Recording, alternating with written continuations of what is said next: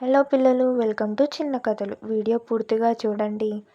చివరన అడిగే క్వశ్చన్కి మీ సమాధానం కామెంట్ చేయండి. ఇప్పుడు మన కథలోకి వెళ్దాం. అనగనగా మిస్ట్రాలియా అనే ఒక రాజ్యం ఉండేది. దీనిని రాజు ఎర్డెన్ పరిపాలిస్తూ ఉండేవాడు.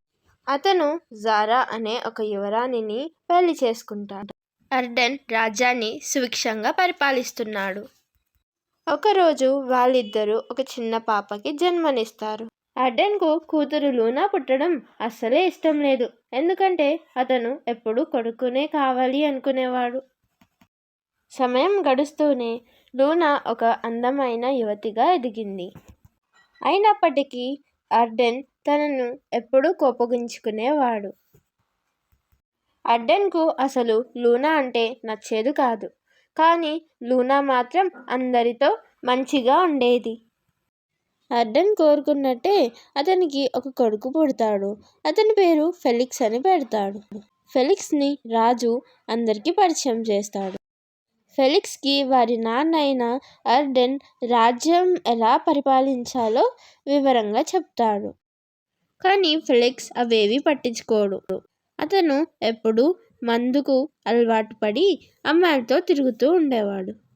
ఫెలిక్స్ ప్రవర్తనను చూసి ఎర్డెన్ చాలా బాధపడేవాడు. ఫెలిక్స్ని ఎర్డెన్ రాజును చేద్దామనుకుంటాడు. కానీ అతను ఎప్పుడూ అమ్మాయిలతో తిరగడం చూసి అతను బాధపడుతూ అక్కడి నుంచి వెళ్ళిపోతాడు. లూనా కూడా ఫెలిక్స్కి ఎంతో నచ్చచెప్పాలని ప్రయత్నిస్తుంది. కానీ ఫెలిక్స్ లూనా మాటలను వినకుండా అక్కడి నుంచి వెళ్ళిపోతాడు. లూనా ఫెలిక్స్కి ఎలా నచ్చచెప్పాలో తెలియక అలానే ఉండిపోతుంది. ఫెలిక్స్ ఎప్పుడూ పనివాళ్లతోని మూర్ఖంగా మరియు కఠినంగా నడుచుకునేవాడు.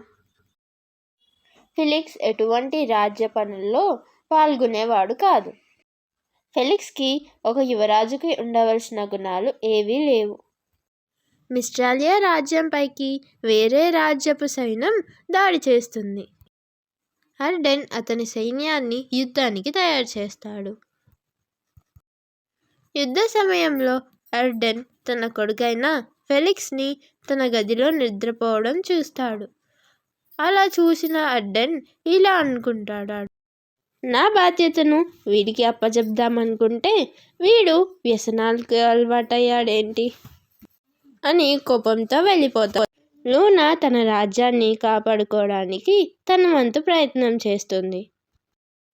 తను తన సైన్యంతో కలిసి రాజ్య రక్షణ కోసం చర్చిస్తుంది.